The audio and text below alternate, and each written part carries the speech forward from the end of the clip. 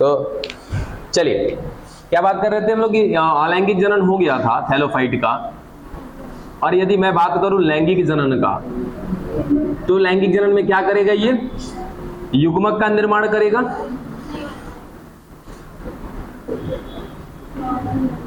आप लोगों को तो खैर पूछा भी नहीं, छोड़ दिया ना। सेकेंड ईयर में तो विस्फोट करेंगे। उन लोग का भी वीडियो नहीं बना है, नहीं जैसे एक बात कह रहे हो, उन लोग से जबरदस्ती पूछेंगे। अरे उन लोग ने बहुत बड़ा टॉपिक पढ़ाया है, आप लोगों को तो थोड़ा सा बताया था। हाँ, तो डेरिवेशन होता है बहुत ज्यादा, वहां पे कहानियां होती है, ठीक है, फंसेंगे वो लोग आज। चलो आ देखो, युग्मक का निर्माण करेगा। अब ध्यान दीजिएगा, युग्मक का निर्माण जो हो रहा है, कहीं ना कहीं युग्मक निर्माण कर, चलो वो बात छोड़ो, बाद में करेंगे। फिलहाल युग्मक कितना तरह के बन सकते हैं, तो याद रखिएगा, पहला जिसको हम कहते हैं समयुग्मक, दूसरा असमयुग्मक, और तीसरा विषम युग्मक। यानी कि ये लैंगिक जनन के दौरान जब युग्मक बनाएगा तो तीन तरह की परिस्थिति देखने को मिलेगी। पहला समयुग्मक की स्थिति, फिर असमयुग्मक की स्थिति, फिर विषम युग्मक की स्थिति। अब समयुग्मक में भी दो प्रकार की स्थितियां मिलेंगी, ध्यान दीजिएगा बच्चा इधर। पहले तो समयुग्मक हम ये समझते हैं कि किसको कहते हैं समयुग्मक। ये लो जरा बताना, इसमें से नर युग्मक कौन है, मादा युग्मक कौन है? नहीं बता सकते ना, इसीलिए ऐसे युग्मकों को क्या बोला जाता है, सम, फंस गया जिनमें हम ये पहचान ना कर पाए कि नर युग्मक कौन है और मादा युग्मक कौन है, ऐसे युग्मकों को क्या कहते हैं, सम युग्मक। अब ये बच्चा सम युग्मक होते हैं दो प्रकार के, देखिए कौन कौन से। एक को कहते हैं चल, दूसरा क्या होगा, अचल। अब सिंपल सा लॉजिक है कि सर अगर कोई चल युग्मक होगा तो उसमें चलयमान होने के लिए कोई ना कोई रचना मिलेगी, जैसे कौन, कसाभिका मिल जाएगी, ठीक है। तो चलने वाले भी हो सकते हैं और ना चलने वाला भी हो सकता है, ठीक है। दूसरी बात करते हैं किसकी, असम युग्मक की। ये लो असम युग्मक दिख रहा है, असम युग्मक, ठीक है। तो सर ऐसी स्थिति क्या कहलाएगी, असम युग्मक, आपस में एक दूसरे के समान नहीं है। तीसरा है विषम युग्मक। विषम युग्मक तो देखते ही समझ में आ जाएगा कि ये रहा विषम युग्मक। देखो समझ में आ जा रहा है ना, ये दोनों ये क्या है, एक दूसरे से डिफरेंट है। तो ये तीन तरह की स्थिति दिखाता है कौन, थैलोफाइट, जब ये क्या करता है, लैंगिक जनन करता है। ये बात रह गई थी कल, खत्म करें इसको, आगे बढ़े हम, ठीक है। अब हमने क्या देखा था कि थैलोफाइट को जो है हम लोग तीन श्रेणी में बांटे, याद है ना, क्या क्या था, रोडोफाइसी, फियोफाइसी, क्लोरोफाइसी, ठीक है। इसमें से हमने उसको हिंदी नाम भी दिया था, लाल शैवाल, भूरी शैवाल और हरी शैवाल। लाल शैवाल सबसे पहले आया है उत्पत्ति की दृष्टि से, बाद में कौन आया, भूरी शैवाल, उसके बाद कौन, हरी शैवाल, ठीक है। लेकिन सिस्टमेटिकली हम पढ़ रहे हैं पहले हरी शैवाल,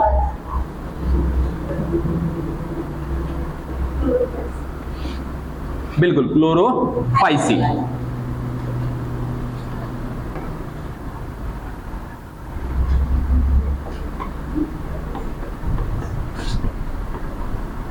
और ये है क्या, थैलोफाइट का वर्गीकरण है। चलो अब आराम से समझते हुए चलिएगा ध्यान से। हरी शैवाल को पहली बात तो सबसे पहले पॉइंट में याद रखिएगा कि इनको आधुनिक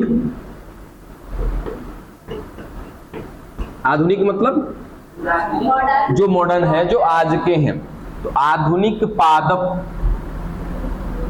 के पूर्वज कहे जाते हैं।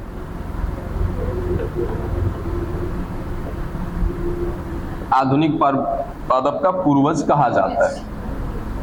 क्यों कहा जाता है, कल एक बार हिंट किया था मैंने आपको, ठीक है। आज के पौधे हरे हैं, ठीक है, और उस समय तीन तरह के पौधे दिख रहे थे। एगो लाल पौधे, क्या मतलब, शैवाल थे, लाल थे, भूरे थे, हरे थे, और ये हरा रंग जो है आज भी पौधे में मिल रहा है, यानी कि हरे रंग का शुरुआत इन्हीं से हुई है ना।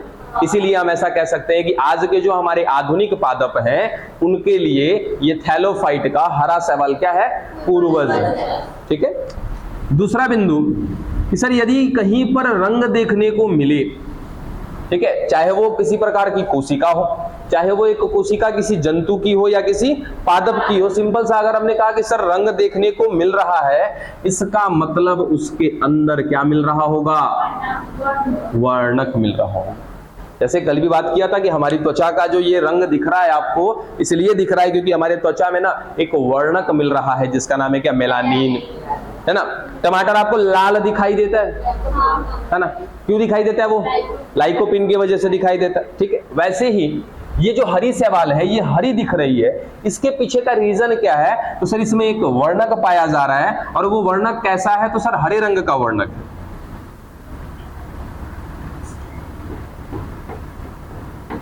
हरे रंग का वर्णक है, इस वजह से इसमें क्या कैसा रंग देखने को मिल रहा है आपको, हरा देखने को मिल रहा है। अब वो हरे रंग का वर्णक है कौन, क्लोरोफिल। अच्छा जो लगे हाथ ना, क्लोरोफिल के बारे में बात करते हैं हम लोग। कि जो आपका क्लोरोफिल होता है, चलो ध्यान में रखिएगा इसको, कि जो हरे रंग का वर्णक है, ये वर्णक कौन है यहाँ पे, क्लोरोफिल है। अब क्लोरोफिल की बात करेंगे ना, थोड़ा सा डिटेल में चलते हैं अगर हम लोग, तो क्लोरोफिल जो होता है, chlorophyll A, chlorophyll B, chlorophyll C, chlorophyll D, और उसके बाद क्लोरोफिल ई। ये 5 प्रकार के हो गए आपके chlorophyll, A B C D E, जिनमें से इन हरे शैवाल के अंदर जो क्लोरोफिल मिल रहा है ना, वो क्लोरोफिल कौन सा है बच्चा, ए और बी, याद रखिए, ठीक है। नहीं, जितने भी उच्च श्रेणी के पादप होंगे, हालांकि ये उच्च श्रेणी में नहीं है, ठीक है, ये निम्न श्रेणी का पादप है, उसके बावजूद भी इसमें क्या मिलता है, क्लोरोफिल ए और बी मिलता है। ये पांचों के पांचों प्रकाश संश्लेषण के ही वर्णक है, ठीक है, यानी कि ये पांचों के पांचों प्रकाश संश्लेषण ही कराएंगे, लेकिन सब में थोड़ा सा अंतर होता है। जैसे अगर नॉर्मली अगर मैं केमिकल इक्वेशन की बात करूं तो थोड़ा सा ध्यान दीजिएगा, ए और बी की, carbon, hydrogen, oxygen, nitrogen, magnesium. Carbon C55, hydrogen 72, oxygen 4, oxygen 5, nitrogen 6, sorry 4, ठीक है, 55, 72, हाँ मैग्नीशियम, ठीक है, सिंगल मैग्नीशियम है, डन, ठीक है। तो ये होता है क्या, क्लोरोफिल ए का इक्वेशन। अब क्लोरोफिल बी का करेंगे तो थोड़ा सा चेंज हो जाता है, C55 हो गया, हाइड्रोजन आपका 72, ये यहाँ पे थोड़ा सा डाउट लग रहा है, ये शायद 74 है कि कितना है, C55, अच्छा देख लेंगे इसको, एक यहाँ पे कम हो जाएगा, ये 74 हो जाएगा। यहाँ पे हाइड्रोजन वाले में ना थोड़ा सा लोचा है, देख लेंगे इसको, बता देंगे इत्मीनान से, बहुत पुराने की बात है ये। ऑक्सीजन ये 6 हो गया, ये ऑक्सीजन यहाँ भी 4 होना चाहिए, ये नाइट्रोजन यहाँ पे 4, फिर मैग्नीशियम, ठीक है। अगर याद रहे तो रखना, इसको डिटेल में आराम से बता देंगे, ऐसा ही कुछ होता है। तो ये क्या होता है कि ये मुख्य वर्णक होते हैं। जितने भी पौधे ऐसे हैं जो प्रकाश संश्लेषण करते हैं, उनमें मुख्य रूप से कौन सा वर्णक पाया जाएगा, क्लोरोफिल ए और बी। फिलहाल के लिए ना ये इक्वेशन हटा देते हैं, कहीं अगर गड़बड़ी होगा तो अच्छा नहीं लगेगा फिर, नहीं इसको लिख देंगे, आराम से देख लीजिएगा। ऐसा बहुत पहले पूछा जाता था ये सब, अब आज के डेट में ना ये सब सिलेबस में है ही नहीं। हाँ ये चीज जरूर आपसे पूछा जाएगा कि जो ये आपका हरे रंग का वर्णक है वो मुख्य रूप से किस वजह से है, तो याद रखिएगा बिना मैग्नीशियम के नहीं मिलेगा हरा रंग। हाँ बिना मैग्नीशियम के हरा रंग नहीं मिलेगा। ये मैग्नीशियम ही है जो क्लोरोफिल की इकाई को पूरा करता है और हरा रंग ला करके देता है। ऑक्टोपस का रक्त का रंग कैसा होता है? हमारे रक्त का रंग कैसा होता है? लाल। रीजन पता है क्या है सर? हीमोग्लोबिन होता है, उस हीमोग्लोबिन में क्या होता है? आयरन होता है। आयरन का रंग कैसा होता है? लोहे का रंग कैसा होता है? लाल होता है। लोहे का रंग लाल होता है। इस वजह से कहीं ना कहीं हमारे रक्त में हीमोग्लोबिन है, उसमें आयरन है, आयरन की वजह से क्या है? लाली दिखाई देती है हमारे रक्त में। वैसे ही अगर आप देखोगे ना ऑक्टोपस का जो रक्त का रंग होता है वो नीला होता है। रीजन है कि उसका जो हीमोग्लोबिन होता है ना, उसके हीमोग्लोबिन में क्या पाया जा सकता है? तो कॉपर पाया जाता है। हाँ नीला होता है। ऑक्टोपस का रक्त का रंग पूछा है हमने। हाँ तो मिला कहाँ आपको ऑक्टोपस? अरे वीडियोस में बहुत कुछ दिखाता है। ठीक है तो बस कुछ बात याद रखिएगा यहाँ पे। चलो यहाँ इसको हटा देते हैं। हाँ, अरे वो खाली प्लाज्मा होता है, वो रक्त नहीं होता है। ठीक है, चलो आगे बढ़े हम लोग। अब आगे सुनो, खैर जो मिटाए उन लोग को बताइएगा नहीं ना, लेट से आने का सजा है। आगे देखो क्या बोला, आधुनिक पादप के पूर्वज है ये, हरे रंग का वर्णक पाया जाता है और मुख्य रूप से कौन पाया जाता है, क्लोरोफिल ए और क्लोरोफिल बी। अब ये क्लोरोफिल ए और बी ये कहां पर मिल रहा है, ये मिल कहां पे रहा होगा, अरे बड़बक, क्लोरोफिल खुद एक वर्णक है तो वो कहां पर होगा, अरे थैलोफाइट है ना, तो थैलोफाइट कैसा होता है, थैलस ना, पत्ती कहां से पैदा कर दी आप इसमें, अरे हाँ पूरा शरीर तो थैलस ही है, देखो कहां पे मिल रहा होगा। सुनो ये क्लोरोफिल क्या है, सीधा सीधा हम कह सकते हैं कि रंग है। भाई देखो आते आते फिर बातचीत चालू है, ये क्लोरोफिल एक रंग है, ये रंग कहां पर मिल रहा होगा, तो याद रखना कहां कहां किताब है, अरे थैलोफाइट तो पढ़ ही रहे हो ना, थैलोफाइट तो पढ़ ही रहे होगे सर, ये रहा एक थैलोफाइट जिसका कोई स्ट्रक्चर नहीं है ना, कोई इसका स्ट्रक्चर नहीं है, ना तो इसमें जड़ें हैं, ना इसकी तने हैं, ना ही इसमें पत्तियां हैं, कुछ भी नहीं है, केवल क्या मिल रहा है इसमें, कोशिका ही कोशिका मिल रही है। चलो ठीक है भाई, फिर हमने कहा कि सर ये थैलोफाइट कैसा दिखाई देगा, हरे रंग का दिखाई देगा, क्योंकि हम थैलोफाइट का कौन सा प्रकार पढ़ रहे हैं, हरा सवाल पढ़ रहे हैं। ठीक है, पता है ना, कल बताया था कि 3 तरह के सवाल पढ़ेंगे, हरा वाला, भूरा वाला और लाल वाला। ठीक है, जिसमें हरा वाले को शुरू किया, क्या बोला कि भैया आधुनिक पादप के पूर्वज खत्म। दूसरा क्या बोला, हरे रंग का होता है, रीजन की सर इसमें एक रंग होता है एक, अब रंग हम नहीं कहते बायोलॉजी के टर्म में, हम इसको क्या बोलते हैं, वर्णक बोलते हैं। ठीक है, तो हमने सीधा रंग बोलो या तो वर्णक बोलो बस। ठीक है, तो कौन है इसमें, क्लोरोफिल है। क्लोरोफिल में कौन सा सर, क्लोरोफिल ए और बी, जिस वजह से इसका रंग कैसा है, हरा है। चलो ठीक है, फिर हमने पूछा कि ये हरा रंग का वर्णक कहां पे मिल रहा है, क्लोरोप्लास्ट में मिल रहा है। यही चीज पहले से ध्यान में नहीं आ रहा था, क्लोरोप्लास्ट में मिलता है। और बातें बंद, इसी क्लोरोप्लास्ट को हम क्या बोलते हैं, हरित लवक बोलते हैं। अब तनिक याद करो, कोशिका पढ़ाया है क्या हमने आप लोग, क्या उसमें लवक पढ़ाया है आपको, और बकायदा मैंने हरित लवक पढ़ाया है। उस हरित लवक में बात किया था कि सर ये 2 झिल्ली में होता है, बाह्य झिल्ली, अंतः झिल्ली, अंदर क्या मिलता है, जो द्रव्य, उस द्रव्य को क्या बोलते हैं, हाँ पीठी का लैमेला बोलते हैं। ठीक है, उसके अंदर क्या मिलते हैं सर, सिक्के के जैसी संरचना, जिसको क्या बोलते हैं, थैलोक्वाइड बोलते हैं। वो थैलोक्वाइड दिखती तो 2 झिल्ली में है, लेकिन होती कैसी है, एक झिल्ली की। उस थैलोक्वाइड की झिल्ली में पाया जाता है क्या, वर्णक। यानी कि ये जो आपका क्लोरोफिल मिल रहा है ना, ये कहां पर मिल रहा है सर, ये हो गया हमारा थैलोक्वाइड। ठीक है, इस थैलोक्वाइड याद है आप लोग को, सर ये सिक्के की जैसी संरचना थी, ये थैलोक्वाइड। जब थैलोक्वाइड का समूह, शांत रहना एकदम, थैलोक्वाइड का समूह क्या कहलाता है, ग्रेनम का समूह क्या कहलाता है, पता ही नहीं है, जल्दी बोलो जल्दी बोलो, ग्रेनम का समूह क्या कहलाता है, बैठ जाओ, पीछे पढ़ा है जी सब, नहीं पढ़ा है, ऐसे ही रहो, नहीं पढ़ पाओगे कभी। हाँ, ग्रेना, एक ग्रेनम को जोड़ने के लिए दूसरे ग्रेनम से उस संरचना का नाम क्या है जो उनको जोड़ती है, नहीं समझे, बोलो सही सही सही जा रहे थे, हाँ पीठिका पटलिका। चलो अब इसमें से स्ट्रोमा लैमेला, अब इसमें से एक थैलोक्वाइड की बात करें कि सर इसी थैलोक्वाइड के अंदर जो ये सिक्के की जैसी संरचना मिल रही है, इसी थैलोक्वाइड के अंदर क्या मिल रहे हैं, वर्णक मिल रहे हैं। कौन से वर्णक मिल रहे हैं, क्लोरोफिल ए और बी। डन, चलो आगे देखो अगले पॉइंट में कि सर ये जब काम करेंगे, प्रकाश संश्लेषण करेंगे, क्या भोजन बनाएंगे क्या। अब ये जो भोजन बनाएंगे तो भोजन को किस रूप में संचित रखेंगे, स्टार्च के रूप में संचित रखेंगे। अब वो स्टार्च को किस रूप में संचित करते हैं,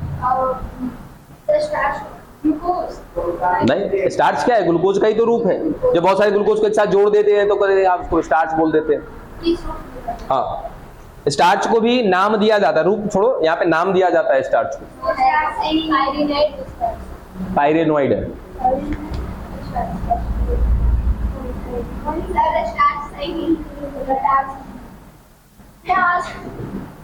पाइरेनोइड, ठीक है। तो याद रखिएगा सीधा सा कि सर हरे शैवाल में जो भोजन बनाने के बाद स्टार्च को संचित किया जाता है, उसको नाम क्या देते हैं, पाइरेनोइड का नाम दिया जाता है। ठीक है, या पायरेनोइड स्टार्च भी बोल सकते हो। एक दूसरा लाइन भी खींच रखा है, इसका मतलब कुछ दूसरा भी होगा, तो याद रखिएगा तेल के बूंदक के रूप में, तेल के बूंदक के रूप में, यानी कि तेल के बूंदी होंगे, ऐसे छोटे छोटे बूंद होंगे अंदर कोशिका के, उसी में क्या किया जाएगा, इनके भोजन को संचित किया जाएगा। कितना पॉइंट हुआ, 1 2 3 और इधर एक 4, चारों पॉइंट दिमाग में है। चलो मिटा दें इसको।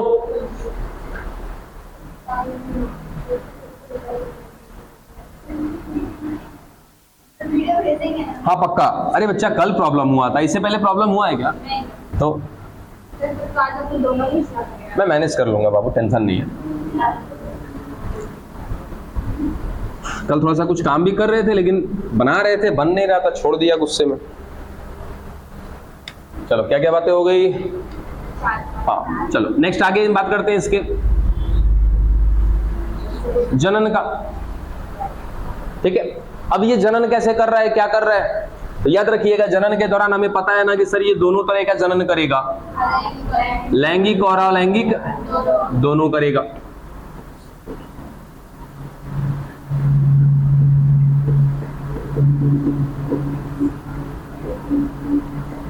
अब अलैंगिक जनन करेगा तो क्या करेगा अलैंगिक जनन में, तो याद रखना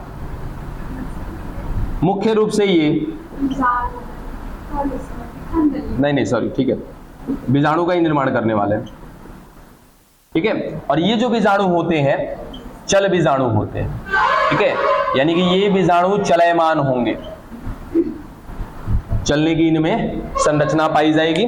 फटाफट अब इसका एग्जाम्पल हम ध्यान में लेते हैं। और कहाँ गया, ठीक है, लैंगिक करेगा तो क्या बनाएगा, युग्मक बनाएगा। इसको यहीं पे खत्म करते हैं, युग्मक का निर्माण करेगा। अब इसका एग्जाम्पल, चलो एग्जाम्पल कल ना बहुत सारा नाम बताया था, तनी कुछ को तो नाम बताओ तो। कल बहुत सारे एग्जाम्पल का नाम बताया था, आज भी आते आते बताए हैं, सवाल में बताया था आपको। हाँ मतलब जब हम लोग थैलोफाइट पढ़ रहे थे उस समय बात किया था, है ना, हरी सवाल में बात नहीं किया था। थैलोफाइट में बहुत सारे एग्जाम्पल दिया था, बताओ दो चार को एग्जाम्पल याद करो। क्लेमाइडोमोनास था क्या, तो याद नहीं आ रहा है, क्लेमाइडोमोनास, दूसरा कोई नहीं बोलेगा, कोई नहीं बोलेगा, दूसरा एग्जाम्पल बताओ। यूलोथ्रिक्स और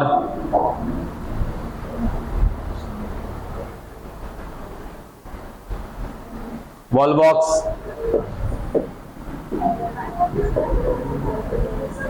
और अच्छी स्पाइरोगाइरा है बुड़बक।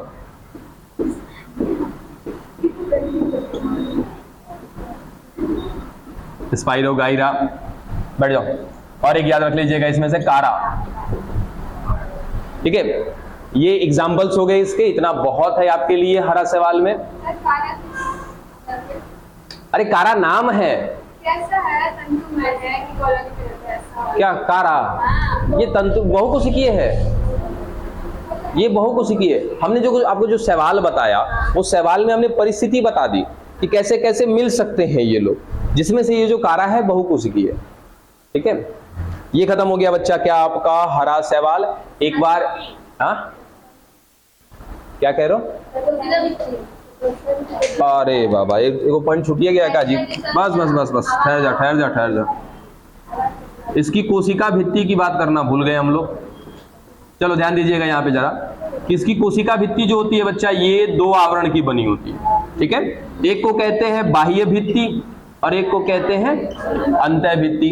अंतः भित्ति को याद रखना, ये बनी होती है सेल्यूलोज की,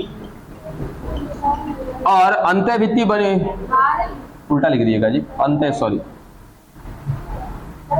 सही था, कंफ्यूज हो जाते हैं। अंतः सेल्यूलोज और बाह्य बना है पेक्टोज का। चलो ये को कोशिका भित्ति वाला पॉइंट छूटा होगा। ऐसे तो देखो बहुत सारे पॉइंट मिलेंगे। अब इनके आवास की बात करोगे तो आवास कैसा होगा इनका, जलीय है तो जल में ही मिलेंगे ये लोग। ठीक है, कसाबिका की संख्या इनमें 2 हो सकती है। ठीक है, याद रखिएगा कसाबिका की संख्या कितनी है इनमें, 2 मिल रही। हाँ? अरे कैसा होता है कसाबी का, कैसा होता है? वो तो ऐसा ही होता है। हाँ तो फिर जैसे शुक्राणु में रहता अब जैसे, हाँ बिल्कुल, अब क्लेमाइडोमोनास अगर देखोगे ना, जैसे यहाँ पे दिख दिया आपको क्या क्लेमाइडोमोनास, तो क्लेमाइडोमोनास क्या है सर? एक प्रकार का चल बीजाणु बनाएगा ये। क्लेमाइडोमोनास को देखोगे तो ऐसा दिखा रखा होगा बुक में, देखो इसी तरीके से मिलेगा। तो इनमें कसाबिका की संख्या क्या हो सकती है? 2 हो सकती है। इसीलिए आपको बोला था ना एक बार चार्ट देख लो, चार्ट में ना सारी चीजें एक बार में अरेंज करके दे दी गई है। हाँ तो बस हो गया। चलो ये हरा सवाल की बात में जरा एक बार दिमाग लगाओ कि सब खत्म हुआ। एक नजर दिमाग एकदम शांत करो, शुरू पॉइंट से देखो कि क्या क्या चीजें पड़ी है, उसके बाद फिर हम लोग आगे बढ़ते हैं। हरा सवाल खत्म। और टॉपिक को ना क्लास में ही खत्म करने की कोशिश करो, घर के चक्कर में छोड़ोगे तो फिर फंसेगा ही।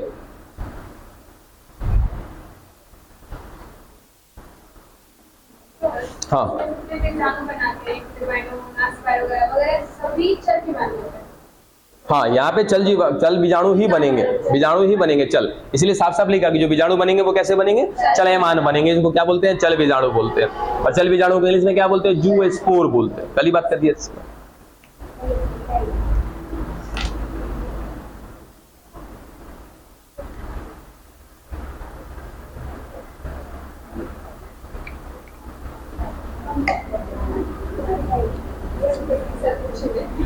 क्या चीज? क्लास बाहर कर देते हैं। कल की बात कल देखते हैं। आप जब भी बोलते हैं खुशी वाले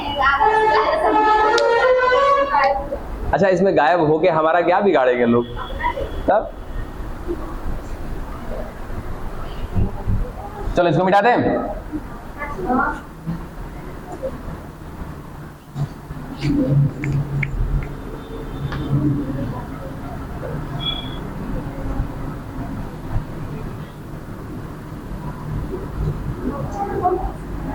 चलिए दूसरे प्रकार की बात कर रहे हैं, किसका? भूरी शैवाल।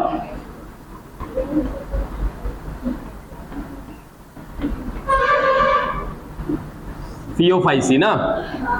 चलिए अब सीधा सा सिंपल सा, पहले तो हम वर्णक पे जैसे जैसे पॉइंट वहां पे देखे ना, वही वही पॉइंट आपको यहाँ पे भी मेंशन करने हैं। ध्यान से, आराम से, सब कुछ समझ में आ जाएगा। देखो सबसे पहला कि सर ये भूरा रंग का क्यों है, या उससे पहले इसके आवाज के बारे में बात कर लेते हैं कि सर ये कैसा होता है? जलीय होता है। और जलीय में भी मुख्य रूप से कैसा होता है? ये समुद्री होता है। हाँ, समुद्री है तो कैसा होगा? लवणीय होगा। सिंपल सा। दूसरा बिंदु, अगर इनके वर्णक के बारे में बात करें कि सर इसमें भी क्या मिल रहा होगा? वर्णक मिल रहा होगा, तभी तो ये कैसा है? भूरे रंग का है। ठीक है, तो यहां पर वर्णक कौन कौन से मिल रहे हैं ध्यान दीजिएगा, इंपॉर्टेंट है ये। सर यहां पर क्लोरोफिल ए मिलेगा और सी मिलेगा। ठीक है, दूसरा बिंदु और भी मिल रहा है, कौन? फ्यूकोजेंथिन तो मिलेगा ही मिलेगा, वो तो मुख्य रूप से है। अरे वो क्या बोलते हैं? फ्यूकोजेंथिन बोलते हैं। फ्यूकोजेंथिन, फ्यूकोजेंथिन भी कहते हैं, फाइकोजेंथिन भी कहते हैं, कहने का तरीका अलग अलग हो जाएगा। अरे क्लोरोफिल, हाँ कैरोटीनॉइड, कैरोटीनॉइड। और तीसरा ज़ैंथोफिल। ध्यान से सुनना, इसको समझाते हैं कैसे। इसमें 3 प्रकार के वर्णक मिल रहे हैं। कौन कौन? क्लोरोफिल ए और सी। हमको पता है ना, क्लोरोफिल ए और सी रहेगा तो कैसा रंग मिलेगा? हरा। ए और सुनो, ए हो, एक minute, A B C D E कुछ हो हरा रंग देगा, है ना? अब समझ में आया? क्लोरोफिल के 5 प्रकार है। क्लोरोफिल कैसा रंग का वर्णक है? हरे रंग का है। तो क्लोरोफिल के 5 प्रकार बना दो तब भी कैसा होगा? हरा रंग ही होगा ना। ठीक है, तो सर यहाँ पे ए हो, बी सी डी कुछ भी हो, हमें तो बस खाली इतना ध्यान देना है कि भूरी शैवाल में क्लोरोफिल ए और सी होता है। लेकिन ये दोनों के दोनों कैसे रंग के वर्णक है? हरे रंग के। चलो उसके बाद कैरोटीन कैसा रंग का वर्णक है भाई? ये लाल रंग का वर्णक है। ठीक है, लाल या नारंगी हो जाता है ये कैसा है? ये तो हरे रंग का वर्णक है। ज़ैंथोफिल कैसा है? सर ये पीले रंग का वर्णक है। अब समस्या ये है कि भूरा रंग कैसे आया? ठीक है, अब समझिएगा ये भूरा रंग आया कैसे? तो सर ज़ैंथोफिल का एक अपवाद है। हाँ, ज़ैंथोफिल का एक अपवाद, जो कि ज़ैंथोफिल हमेशा कैसा रंग देगा? पीला रंग देगा। लेकिन ज़ैंथोफिल का एक अपवाद है जिसका नाम है फ्यूकोजेंथिन या फाइकोजेंथिन, जो आप समझ लें। फ्यूकोजेंथिन ये है तो एक प्रकार का जेंथोफिल, सुनना ध्यान से, क्या बोला कि सर ये फ्यूकोजेंथिन एक प्रकार का क्या है, जेंथोफिल। तो जेंथोफिल है तो जेंथोफिल कैसा रंग देना चाहिए, पीला रंग। लेकिन सर ये जेंथोफिल होते हुए भी पीला रंग नहीं देता है, ये देता है भूरा रंग। इसीलिए इसको हम लोग क्या बोलते हैं, जेंथोफिल का अपवाद बोलते हैं। बात समझ में आया। अब जैसे मान लो कि सिंपल सा ये आपको कैसा दिख रहा है, ब्लू, क्या चलना चाहिए इसको, ब्लू चलना चाहिए। चेक करो तो जरा, अपवाद है ना, बात समझे।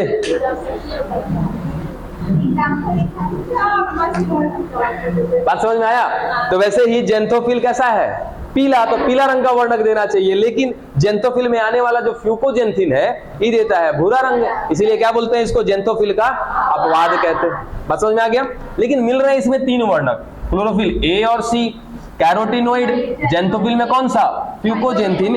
याद रखना बच्चा, ये क्लोरोफिल ए और सी की मात्रा बहुत कम होती है, कैरोटीनोइड की मात्रा भी क्या होती है, बहुत कम होती है। और जेंथोफिल में जो कौन मिल रहा है इसमें, फ्यूकोजेंथिन, इसकी मात्रा अत्यधिक होती है, ज्यादा से ज्यादा होती है। अब बताओ कैसा रंग का होगा ये, खत्म हो गया क्या यहाँ पे।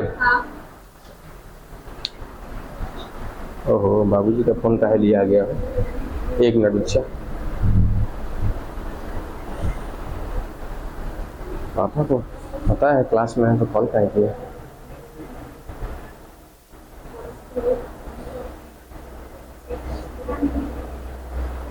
हाँ हाँ बोलिए ना।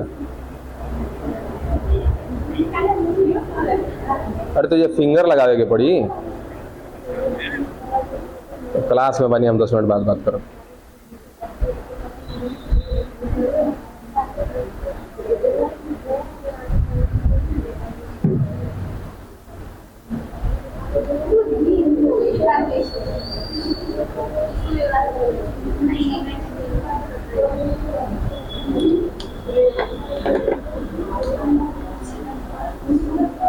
चलो देखें आगे बढ़े इसमें, इधर देखिएगा। चलो वर्णक के बारे में बात कर लिया हमने। फिर उसके बाद ये भोजन बनाएगा क्या अपने अंदर, तो भोजन बनाएगा तो जाहिर सी बात है कि सर भोजन के रूप में क्या बनाएगा, स्टार्च बनाएगा। लेकिन नाम क्या होगा, यहाँ पर भी चेंज होगा। जैसे वहां पे क्या था, पायरेनोइड था ना, वैसे यहाँ पर भी क्या होगा, नाम थोड़ा सा चेंज होगा। उस स्टार्च का नाम क्या है जिसको कौन, भूरी शैवाल अपने अंदर संचित करती है, उसको बोलते हैं लैमिनेरिन। लैमिनेरिन बोलते हैं, या तो फिर मैरिटॉल, हाँ जी मैनिटॉल। लास्ट में लगा सकते हो क्या है, स्टार्च। एक प्रकार का मंड हो गया, ये कार्बोहाइड्रेट। ये नाम अलग अलग है, ये दोनों के दोनों नाम अलग अलग है, ठीक है। हाँ स्टार्च का प्रकार देखो। अभी ये स्टार्च का प्रकार बनता कैसे है, जैसे ग्लूकोज को क्या कहते हैं ना, देखो सर बहुत सारे शर्करा को हमने क्या किया ना कि एक साथ एक सीधी रेखा में जोड़ दी, ठीक है, ये बन गया मेरा ग्लूकोज, ठीक है। अब इसको क्या कर दो सर, शाखित कर दो बहुत से इसमें, और ग्लूकोज को जोड़ते जाओ जोड़ते जाओ जोड़ते जाओ, तो क्या बनता जाएगा सर, ये स्टार्च बन जाएगा, है ना। तो इसी तरह संरचना के हिसाब से हम क्या करते हैं, बस केवल नाम बदलते हैं। इसमें भी एमाइलोज हो जाएगा, अभी बहुत सारा सब बोरा जाएगा सर, उतना भी जानना नहीं है, आराम से सीधा सा केवल हम नाम बता रहे हैं, ठीक है। कि सर जो भूरी शैवाल है अपने अंदर खाना बनाएगी, भोजन बनाएगी। अब कोई भी पौधा भोजन बनाने के बाद भोजन को संचित करता है, जैसे हम भी क्या करते हैं, खाना बनाते हैं, कुछ खाते हैं, कुछ बचा के रख देते हैं। तो वैसे ही जो खाना है खा लिया, जब बचा के रखिएगा ना ये, तो उस बचे हुए स्टार्च को क्या कहते हैं, लैमिनेरिन बोलते हैं, या तो मैनिटॉल बोलते हैं, या तो लैमिनेरिन स्टार्च बोल दो, ठीक है। बिल्कुल सेम कहानी है कि हम लोग के अंदर भी क्या बनता है, ग्लूकोज बनता है। अब सोचो सुबह में सर हमने खाना खा लिया, ठीक है, खाना खाया, जो ऊर्जा मिली, ऊर्जा कैसे मिली कि सर खाना खाने के बाद क्या हुआ, खाना का पाचन हुआ है, पाचन होने के बाद क्या हुआ, उसका अवशोषण हुआ है। अवशोषण करने के बाद, अवशोषण का मतलब कि सर वहां से जो भी हमने भोजन किया था, पाचन में जो जो चीजें थी उसको खींचा और खींच के ले जाकर के एक जगह पे रख दिया। अब वहां से कहीं ना कहीं धीरे धीरे क्या बनाया जा रहा है, उससे ग्लूकोज बनाया जा रहा है, ठीक है। चलो ये ग्लूकोज बना दिया हमारे अंदर। अब इस ग्लूकोज को भी ले जाके क्या करते हैं हम लोग, संचित करते हैं। यानी कि अब हमारे अंदर मान लिया जाए कि सर 100 बूंद ग्लूकोज बना था, सपोज कि 100 मॉलिक्यूल बना था ग्लूकोज का, उस 100 में से हमने उस समय 20 ग्लूकोज को यूज में ले लिया। अभी आपसे बातचीत कर रहे हैं तो 20 ग्लूकोज हमने यूज में ले लिया, बचा कितना मेरे अंदर 80। इस 80 को भी क्या यूज कर देंगे क्या? नहीं, उसको रख देंगे एक जगह पे, धीरे धीरे जैसे जैसे जरूरत पड़ेगी वैसे वैसे वहां से निकालते रहेंगे।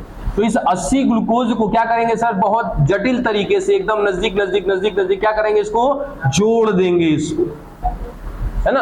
अब आप ही सोचो कि आपके घर में आपका पूरा घर बिखरा पड़ा है, रीजन कि हम डेली वहीं पे हैं, यूज कर रहे हैं तो कोई बात नहीं है, लेकिन जब भी हमें कहीं जाना होता है घूमने के लिए, ये कहीं अटैची में देखते हो कॉगो से टटवा के लेके जाते हैं हम लोग, है ना, क्योंकि अरेंज करना है वहां पे हमें।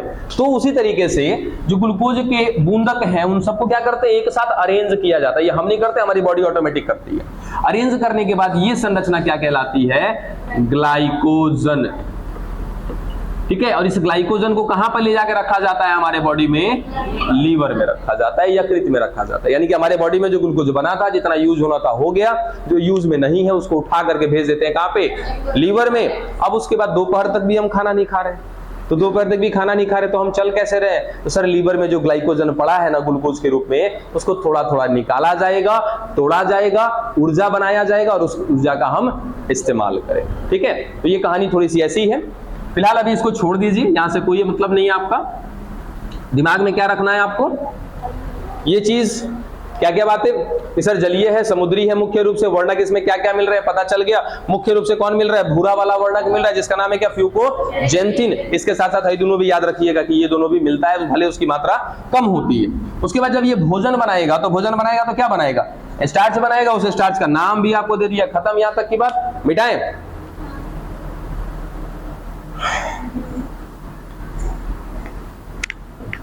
अब बात करते हैं इसके जनन का।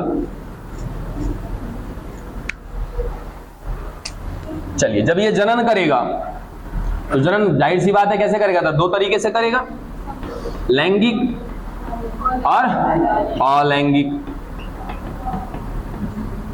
और याद रखना अलैंगिक में मुख्य रूप से याद रखना कि सर ये अलैंगिक जब करता है ना तो ये मुख्य रूप से क्या करता है, विखंडन करता है, ठीक है। उसके बाद जब ये लैंगिक जनन करेगा तो क्या बनाएगा, युग्मक का निर्माण करेगा। और जो युग्मक बनाएगा ना, ये इस युग्मक के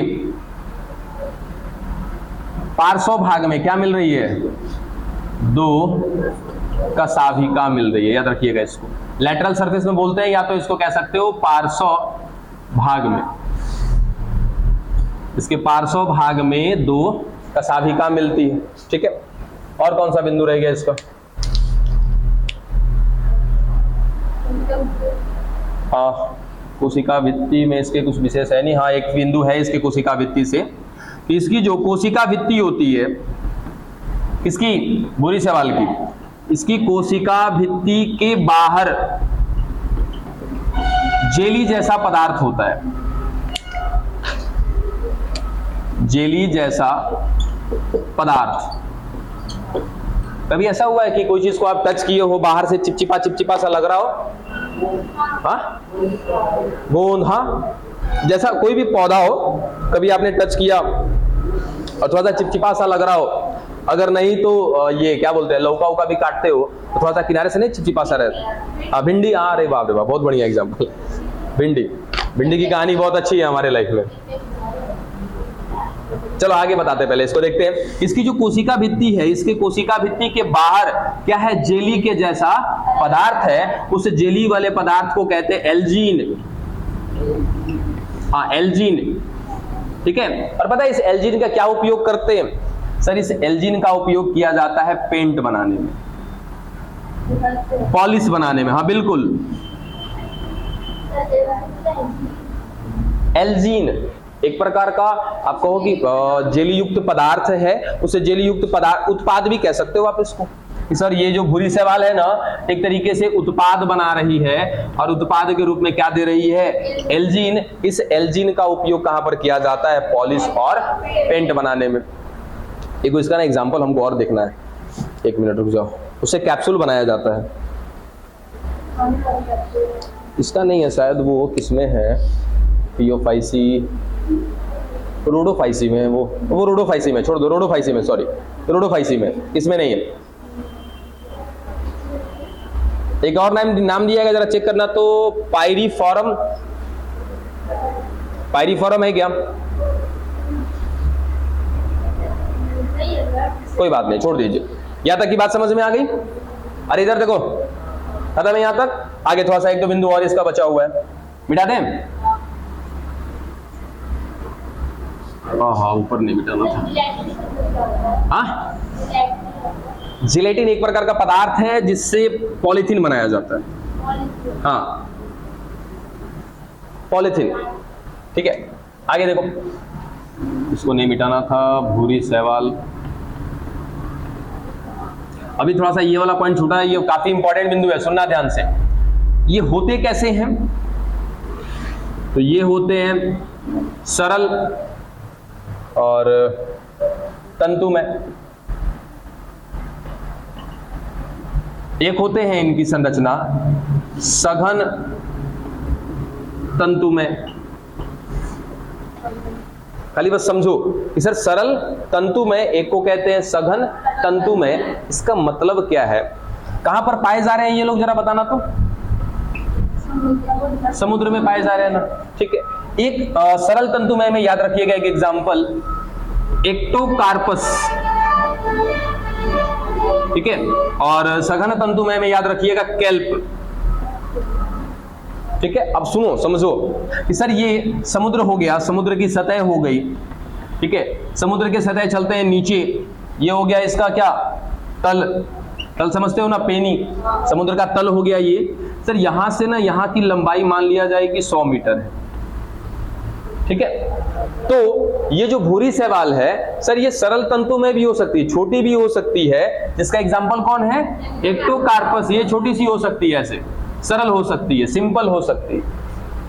लेकिन ये सघन भी हो सकती है और तंतु में भी हो सकती है। और इसका एग्जाम्पल है केल्प, जिसकी लंबाई है लगभग 100 मीटर, लगभग 100 मीटर। यानी कि नीचे से ऐसे उगते उगते उगते उगते कहां चला जाएगा, ऐसे ऊपर। तो आपको ऊपर खाली दिखाई देगा, कैसा भूरा भूरा दिखाई देगा। ऊपर तो आप समझ जाओगे कि क्या है, भूरा शैवाल है, ठीक है। लेकिन वो नीचे 100 मीटर गहराई तक है।